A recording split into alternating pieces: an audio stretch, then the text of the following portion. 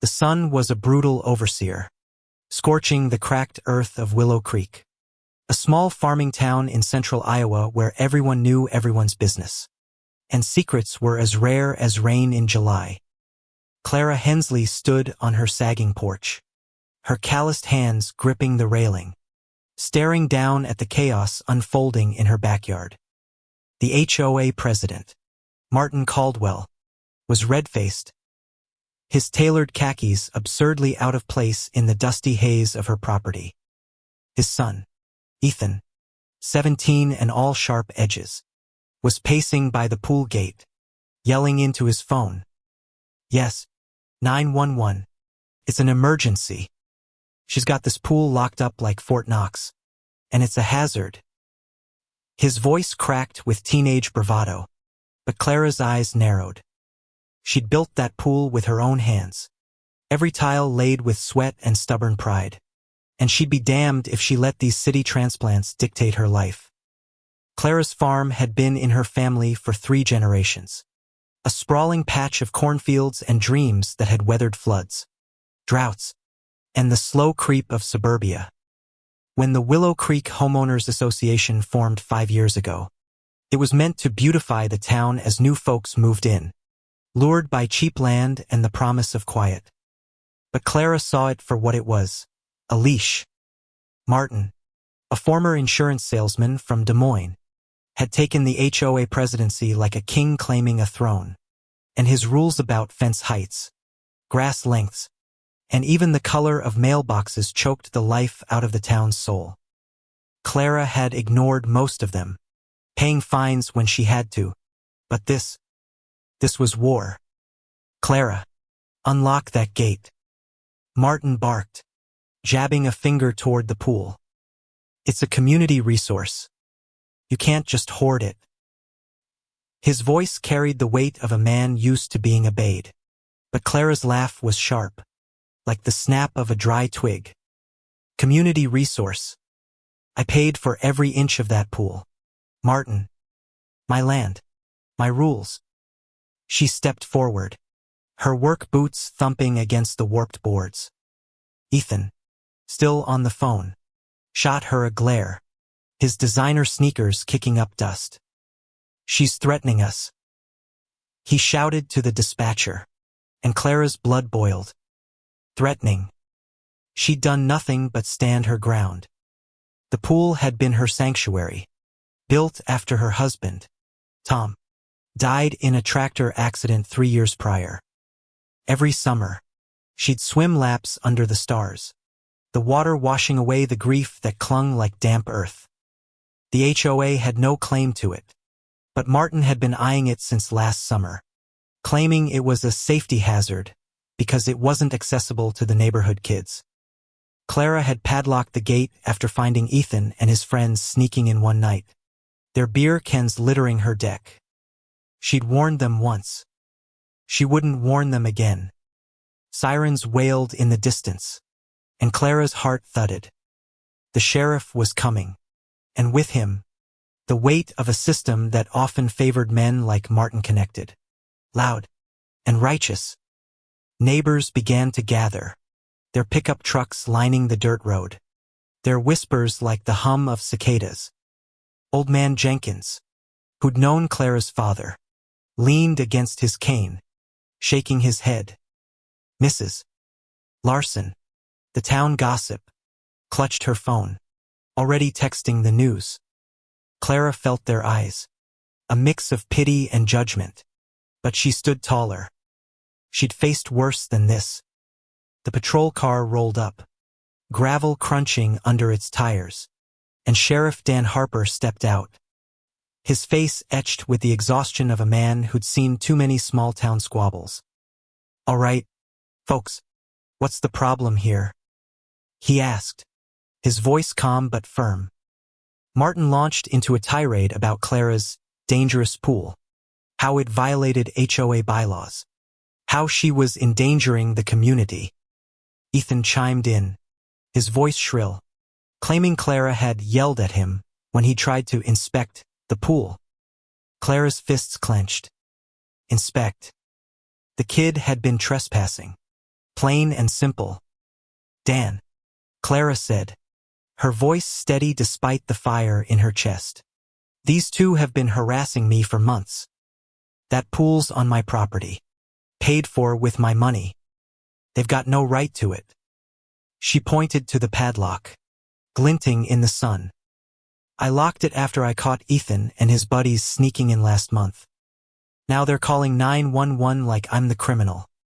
Dan's eyes flicked to the pool, then to Martin, who was puffing up like a rooster. Is that true, Martin? Your boy was on her property. Martin sputtered, but Ethan's face flushed, betraying him. We were just checking it out. He snapped. It's not safe. Clara snorted.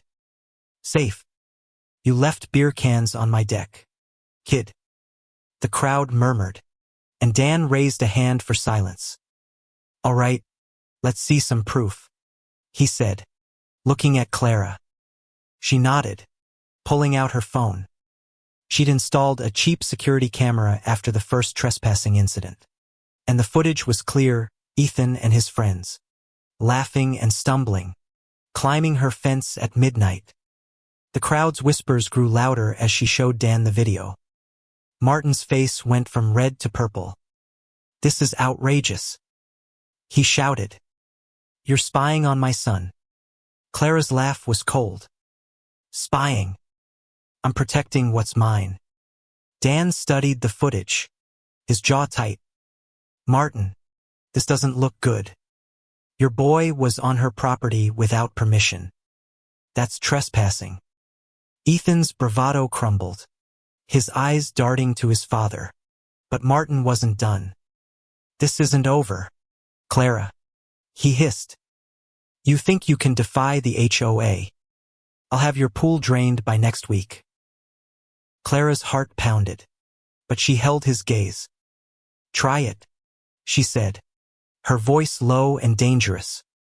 The sheriff stepped between them, his hand raised. Enough. Martin, you and Ethan need to leave. Now. We'll sort this out at the station. As the Caldwells stormed off, Ethan muttering under his breath, Clara felt a flicker of triumph. But she knew Martin. He wouldn't let this go. This was just the beginning. The next morning, Clara woke to the sound of her mailbox creaking open. She stumbled out of bed, her flannel shirt still crumpled from sleep, and found a crisp envelope with the HOA's embossed logo. Inside was a notice, typed in cold, official font. Her pool was deemed non-compliant with new bylaws, and she had 7 days to grant community access or face a $5,000 fine. Clara's hands shook as she read it, the words blurring with her anger. Martin wasn't just fighting her, was rewriting the rules to win. She drove her rusty pickup to the town library, where the HOA held its monthly meetings in a stuffy back room that smelled of coffee and old paper. The meeting was already underway. A dozen residents seated around a folding table, Martin at the head like a judge. Clara burst in, the notice crumpled in her fist. What the hell is this, Martin? She demanded, slamming the paper on the table. Heads turned, and Mrs. Larson's eyes widened with delight. Martin adjusted his glasses, unfazed. Clara, you're out of order. This is a formal meeting. Formal. Clara's voice rose, raw with fury. You're fining me for my own property. You changed the bylaws overnight. The room went quiet, and she saw the unease on her neighbors' faces. Some, like Jenkins, nodded slightly, but others avoided her gaze. Martin leaned back, his smile thin. The HOA voted last night. Pools over a certain size are community assets. You've been uncooperative. Clara, this is for the town's safety. Safety. That word again, twisted like a knife. Clara's eyes scanned the room, landing on Sarah Miller, a single mom who'd moved to Willow Creek last year. Sarah's daughter, Lily, had been one of the kids with Ethan that night by the pool. Sarah, Clara said, softening her tone. You know this is wrong. You were there when I caught them. Tell them. Sarah's face paled, her hands twisting in her lap. I don't want trouble, Clara, she mumbled. Martin's smile widened, and Clara's stomach churned. He'd gotten to her, probably with promises or threats. But then Jenkins stood, his cane tapping the floor. This ain't right, Martin, he said, his voice gravelly but firm. Clara's pool ain't yours to take. You're bullying her, plain and simple. A murmur rippled through the room, and Clara felt a spark of hope. Jenkins had clout, his family as rooted in Willow Creek as hers. Martin's composure slipped, just for a moment, before he regained it. Mr. Jenkins, the bylaws are clear. Clara can comply, or she'll face the consequences.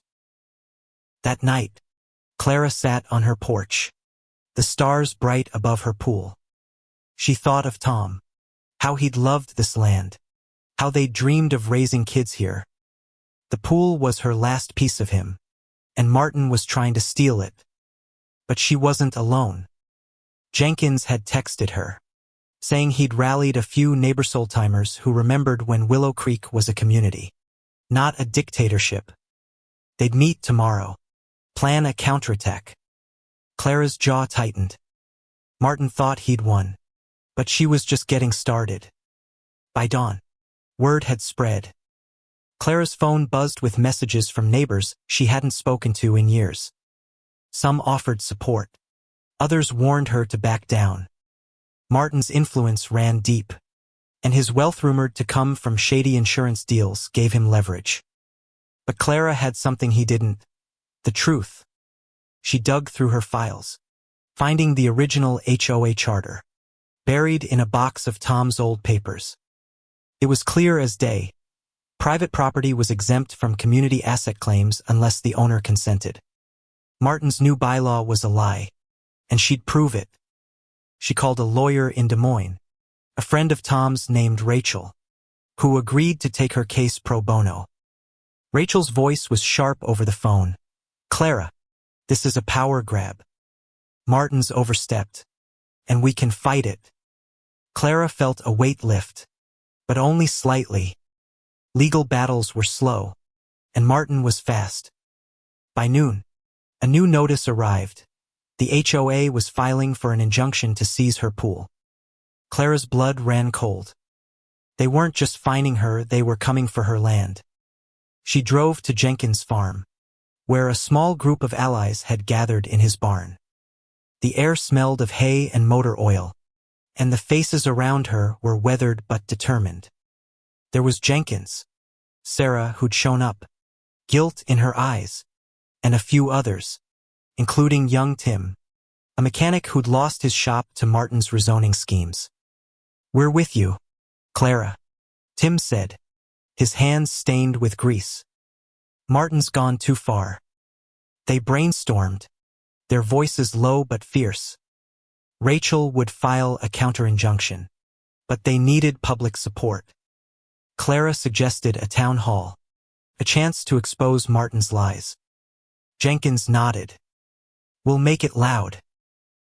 As Clara drove home, she saw Ethan's truck parked near her property line, his silhouette moving in the dusk. Her heart raced. Was he spying? Vandalizing? She pulled over, grabbing her flashlight, and crept toward the pool. The gate was untouched, but a pile of broken beer bottles lay near the fence, glinting in the moonlight. A message. Clara's hands shook as she snapped photos, her resolve hardening. Martin and his son were playing dirty, but she'd play smarter. The town hall was set for Saturday, and Willow Creek buzzed with tension. Clara spent the week preparing, her kitchen table buried under papers, the HOA charter, her property deed, and Rachel's legal notes. She'd barely slept, Her dreams haunted by the sound of breaking glass and Martin's smug face. The broken bottles by her fence were no accident. Ethan's calling card. A petty act of intimidation. She'd reported it to Sheriff Harper, who promised to look into it, but his tone was cautious. Martin had friends in high places, and Clara knew the law moved slowly in small towns. By Friday, the HOA had escalated. A new letter arrived, this time threatening to lien her property if she didn't comply by Monday. Clara's heart sank, but she refused to break. She posted flyers around town, handwritten and gritty. Save Clara's pool, stop the HOA's overreach. Town Hall, Saturday, 7 p.m. She taped them to lampposts, store windows, and even the gas station's rusty pump. Some folks tore them down, but others nodded as they read, their faces tight with the same resentment Clara felt. Martin's reign was cracking, one neighbor at a time. Saturday evening, the community center was packed, the air thick with sweat and anticipation.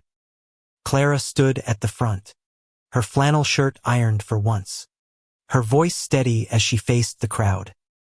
"This isn't just about my pool," she said, holding up the HOA charter. "It's about our rights. Martin's trying to take what's mine, and tomorrow it could be yours." The room erupted in murmurs, some supportive, others skeptical. Martin sat in the front row, his arms crossed. Ethan slouched beside him. Clara met their eyes, unflinching. Jenkins spoke next, his voice carrying the weight of decades in Willow Creek. "I've known Clara's family since I was a boy. This land, this town, it's ours, not some HOA's. Martin's bylaws are a sham." He held up a copy of the original charter, its pages yellowed but clear. The crowd leaned forward, and Clara saw Sarah shift uncomfortably, her daughter Lily whispering in her ear. Then Tim stood, his voice raw. "Martin shut down my shop with his zoning tricks. Now he's after Clara. Who's next?" The room grew louder, anger simmering. Martin stood, his voice smooth as oil. "This is about safety, folks. Clara's pool is a liability. We're protecting the community." But his words rang hollow, and Clara seized her chance. She played the security footage on a borrowed projector, the grainy video showing Ethan and his friends sneaking over her fence. Gasps rippled through the crowd, and Ethan's face went white. "That's trespassing, Martin," Clara said, her voice cutting. "And those broken bottles, that's harassment." The room exploded. Neighbors shouted, some at Martin, others at Clara. Sheriff Harper, standing by the door, looked uneasy but stayed silent. Martin tried to regain control, claiming the video was manipulated. But Clara held up her phone, offering to show the original file. The crowd's mood shifted, and she felt Ida tide turning. Sarah stood, her voice trembling. "I'm sorry, Clara. I knew Ethan was wrong, but Martin, he pressured me." The admission hit like a thunderclap, and Martin's composure cracked. "Enough," he roared, slamming his hand on the table. "This is a witch hunt. Clara's defying the law." But Rachel, who'd driven in from Des Moines, stepped forward, her briefcase in hand. "Actually, Martin, your bylaws violate the original charter. I filed a counter-injunction, and we're taking this to court." The crowd cheered, and Clara's chest swelled with hope.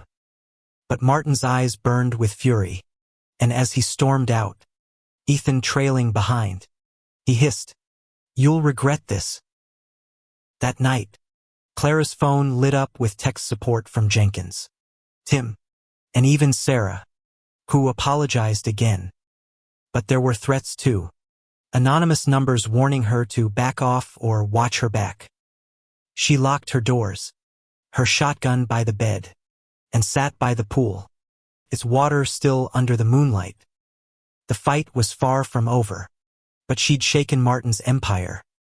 She just hoped she could hold on. By Monday, the town was a powder keg.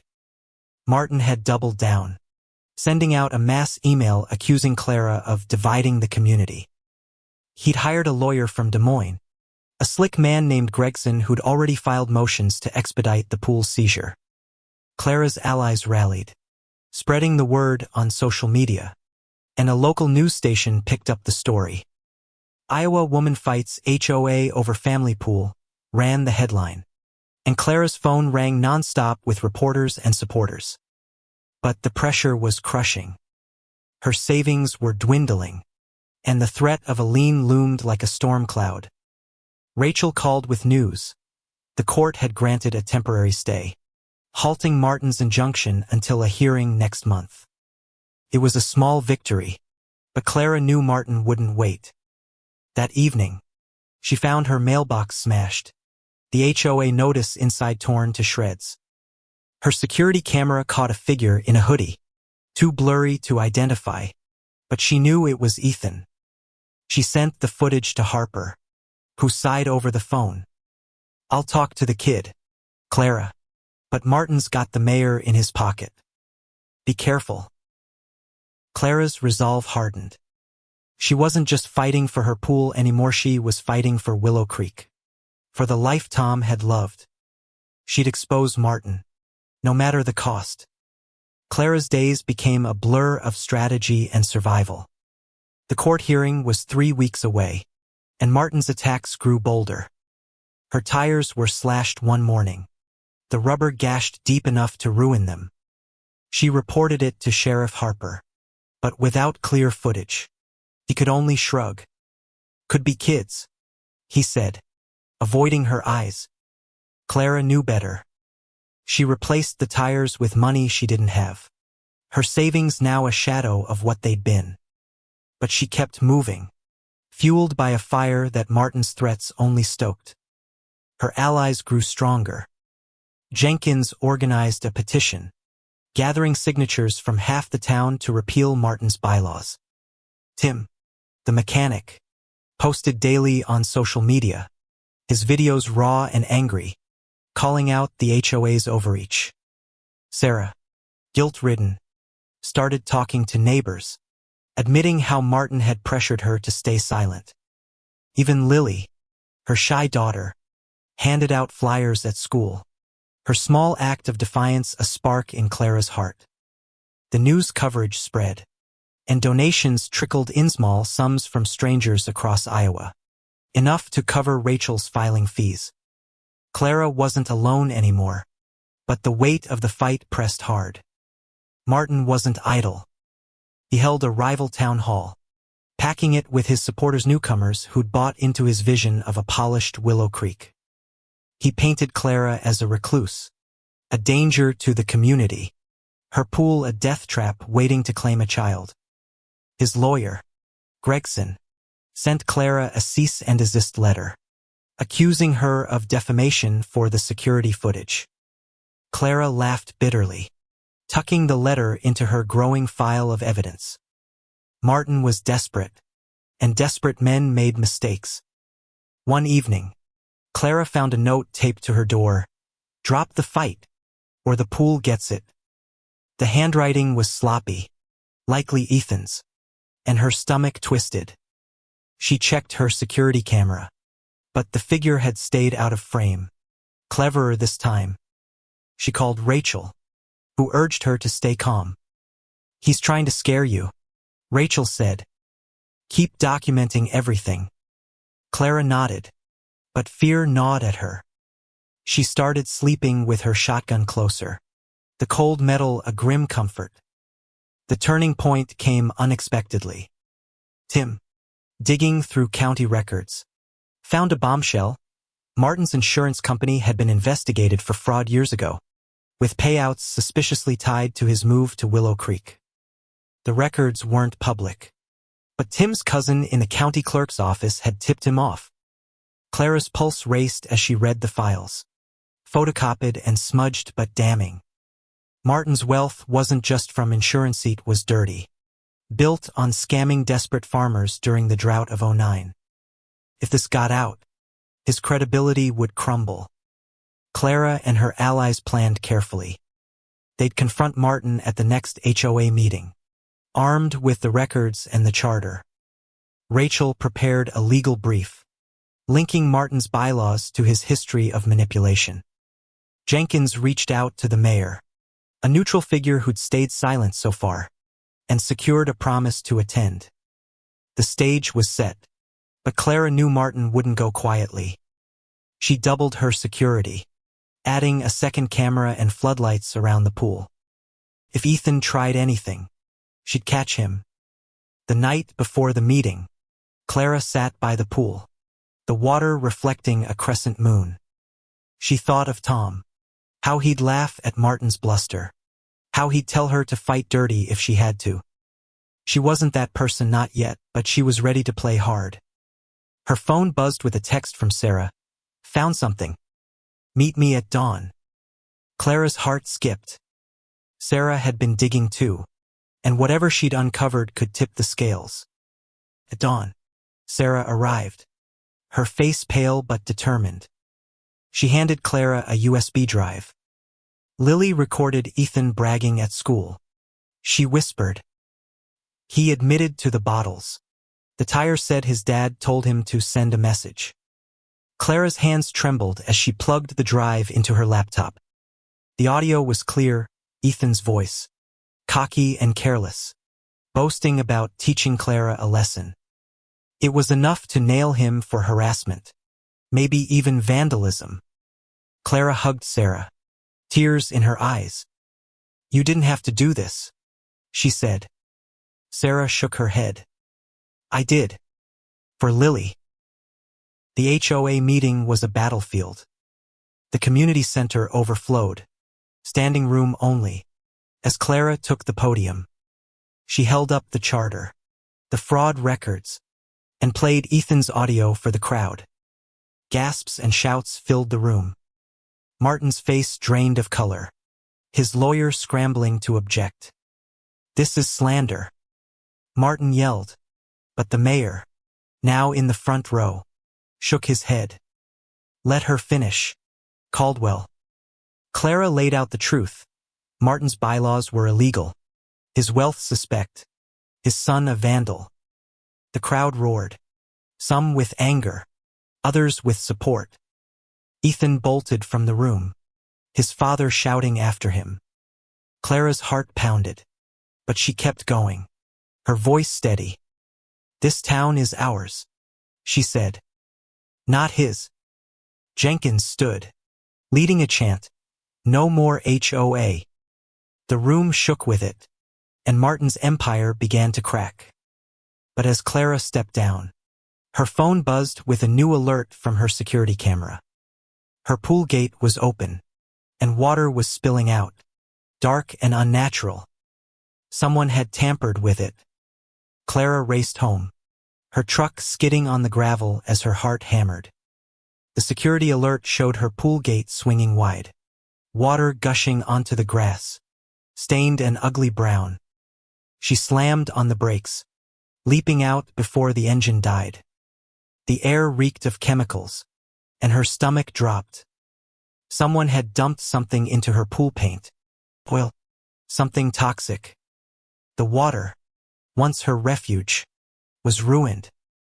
Her flashlight caught a glint of metal by the gate, a crowbar, discarded in the dirt. Ethan. She called Sheriff Harper, her voice shaking with rage. Dan, get here now. They've trashed my pool. Harper arrived within minutes, his deputy in tow, their flashlights sweeping the scene. The crowbar had no prints, but Clara's new camera had caught a hooded figure, unmistakably Ethan's lanky frame, prying the gate open. This is it, Clara, Harper said, his voice grim. We've got him. He radioed for backup, and Clara's chest tightened. This wasn't just vandalism, it was a declaration of war. By morning, the town was ablaze with the news. Clara's pool, now a murky swamp, was the talk of every diner and feed store. The local news ran a follow-up, showing the damage and replaying Ethan's audio from the meeting. Public opinion swung hard against Martin. His supporters dwindled, and even the mayor, once neutral, issued a statement condemning the vandalism. Clara's allies rallied, with Jenkins organizing a cleanup crew and Tim starting a crowdfunding page to repair the pool. Donations poured in, not just from Willow Creek but from across Iowa, fueled by the viral story.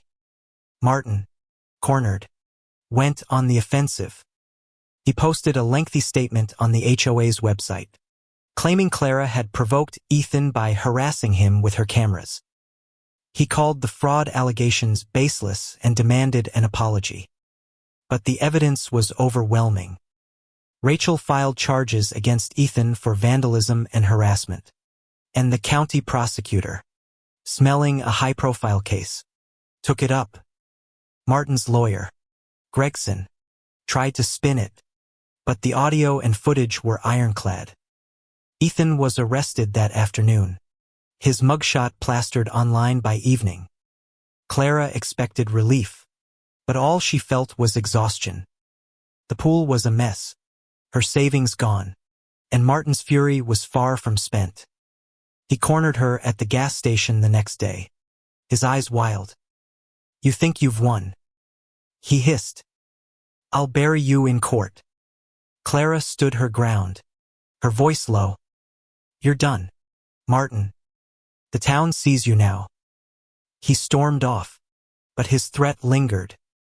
Clara knew he'd fight dirty, and she braced for the next blow.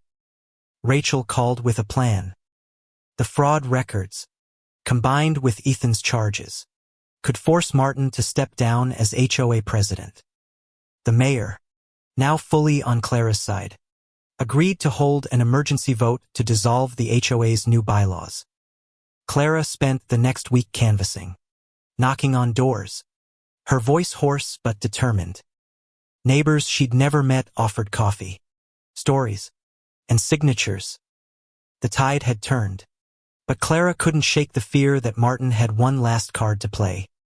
The night before the vote, Clara's house was egged, the yolks dripping down her porch.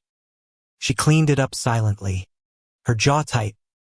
The security camera caught nothing this time, but she didn't need proof to know who was behind it. She texted Rachel, "He's desperate. Watch him." Rachel replied, "We've got this. Stay strong." Clara sat by her ruined pool, the chemical stench sharp in her nose, and made a vow. She'd see this through, for Tom, for her land, for Willow Creek. The emergency vote was chaos. The community center was packed again, the air electric with anger and hope. Clara presented the fraud records. Rachel laid out the legal case, and Jenkins rallied the crowd.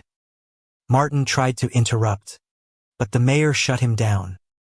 The vote was unanimous. The bylaws were repealed, and Martin was ousted as president. Cheers erupted, but Clara's eyes stayed on Martin. He left without a word, his face a mask of rage. Ethan, out on bail, wasn't there. Clara drove home, her heart heavy with victory and dread. The pool was still a wreck, and the court hearing loomed. But as she pulled into her driveway, she saw something new, a line of neighbors, led by Jenkins and Sarah, holding shovels and buckets. They'd come to help clean the pool.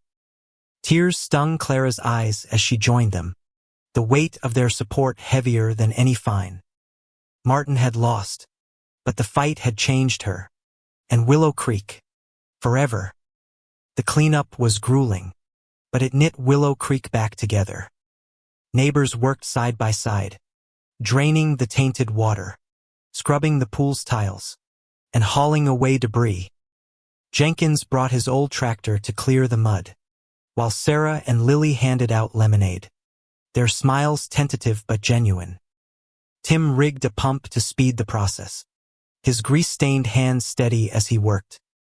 Clara moved among them, her boots caked in muck, her heart full. For the first time since Tom's death, she didn't feel alone. The crowdfunding page exploded, raising enough to replace the pool's filter and repair the gate. Strangers sent messages of support, calling Clara a hero, though she didn't feel like one. She was just a woman protecting what was hers. But the town's unity was a victory she hadn't expected. Even Mrs. Larson, the gossip, showed up with a broom, muttering apologies for doubting Clara. The pool began to look like itself again, its water slowly clearing under the Iowa sun. Martin, meanwhile, was unraveling. His HOA presidency was gone, his reputation in tatters. The fraud allegations had caught the attention of a state investigator, and whispers of an audit circled. Ethan's court date was set, and the vandalism charges stuck, with harassment likely to follow. Martin's lawyer, Gregson, distanced himself, citing conflicts of interest. Clara heard through Jenkins that Martin was selling his house, planning to flee Willow Creek. She didn't celebrate. A man like Martin didn't run without a fight. Rachel warned her to stay vigilant. He's cornered. Clara. Cornered men are dangerous. Clara nodded, checking her cameras daily. The egging had stopped, but she found tire tracks near her property line, too wide for Ethan's truck. Someone was watching. She told Harper, who increased patrols, but his resources were thin. Clara took to sleeping in shifts, her shotgun closer than ever. The court hearing arrived like a storm. Clara sat in the Des Moines courthouse, her flannel swapped for a borrowed blazer, her hands steady despite the nerves. Rachel was a force, laying out the case, the illegal bylaws, the trespassing, the vandalism, the fraud. Martin's new lawyer, a nervous young man, fumbled his defense, claiming Clara had escalated the conflict. The judge, a stern woman with sharp eyes, wasn't buying it. She ruled in Clara's favor, dismissing the HOA's injunction and ordering Martin to pay her legal fees. Ethan's charges were upheld, with community service and a fine added. Clara exhaled, the weight lifting slightly. But as she left the courthouse, Martin was waiting in the parking lot, his face gaunt. "You've ruined my life," he spat. Clara met his gaze, unflinching. "You did that yourself, Martin." He lunged forward, but Rachel stepped between them, her voice calm but steel. "Walk away, Mr. Caldwell." He did, but his eyes promised retribution. Clara's stomach churned. This wasn't over. Back in Willow Creek, the pool was nearly restored. The community threw a barbecue to celebrate, the air filled with laughter and the smell of grilled corn. Jenkins played his old guitar, and Lily shyly asked Clara to teach her to swim. For a moment, Clara felt Tom's presence, his warmth in the crowd's kindness. But that night, her camera alert went off again. The feed showed a figure by the pool, pouring something into the water. Clara grabbed her shotgun and ran outside, her heart pounding. It wasn't Ethan this time, it was Martin. He froze in the floodlights, a gas can in his hand, the stench of fuel sharp in the air. "You took everything," he screamed, his voice breaking. Clara aimed the shotgun at the ground, her voice steady. "Drop it, Martin. Now." He hesitated, then let the can fall, his shoulders slumping. Sheriff Harper arrived minutes later, cuffing Martin as neighbors watched from their porches. The charge was attempted arson, felony. Martin's empire was dust. Clara stood by the pool, the fuel's sheen fading as Tim's pump worked overtime. She was exhausted, but the fight had forged something new. Willow Creek wasn't just her home, it was her family. She'd protected it, not just for herself, but for everyone who'd stood by her. As dawn broke, she dove into the pool, the water cold and clean, washing away the last of her fear. Martin's arrest was the final crack in his facade. The state investigator dug deeper, uncovering a trail of fraudulent insurance claims that stretched back a decade. His house went on the market, but no one in Willow Creek would touch it. Ethan, humiliated, left town to live with relatives, his court-ordered community service a lingering reminder of his mistakes. The HOA dissolved, its bylaws scrapped by a unanimous vote. Clara's pool stood as a symbol, not just of her victory, but of a town reclaiming its soul. Clara's life didn't return to normal, it became something better. The barbecue had sparked a new tradition, monthly potlucks by the pool, where neighbors shared stories, food, and laughter. Jenkins taught kids to fish in the nearby creek, while Sarah and Lily became fixtures at Clara's side, their bond forged in the fight. Tim rebuilt his shop with crowdfunding money, his sign proudly reading Willow Creek Auto Community Owned. Clara swam every evening, the water her sanctuary once more, its surface reflecting a town reborn. But scars remained. Clara's savings were gone, and the legal battle had left her with debts she'd be paying for years. She didn't regret it. The pool, the land, the community, they were worth it.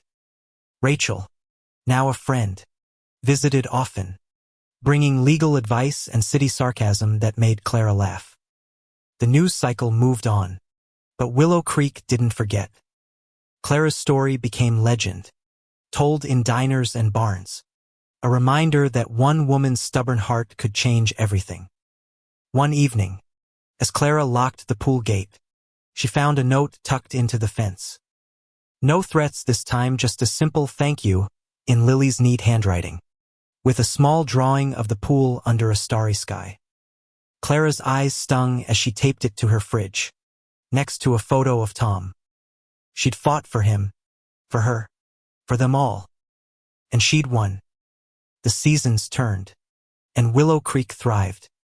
Clara planted a garden by the pool, its flowers a riot of color against the weathered fence. Neighbors helped, their hands in the dirt, their voices weaving a new history. The town wasn't perfect, gossip still flared, and old grudges lingered, but it was theirs. Clara stood on her porch, watching kids splash in the pool, their laughter echoing. She'd built this, not just with tiles and sweat, but with courage. As summer faded, Clara looked out at Willow Creek, its fields golden under the September sun. The pool gleamed, its water a mirror for the sky, and the town felt alive again. She'd faced Martin's wrath, Ethan's vandalism, and the weight of a system that favored power over justice. But she'd also found strength she didn't know she had, and allies who'd become family. The fight had cost her money, sleep, pieces of her peace, but it had given her something greater, a community that stood together. Clara swam one last lap as the stars emerged, the water cool against her skin.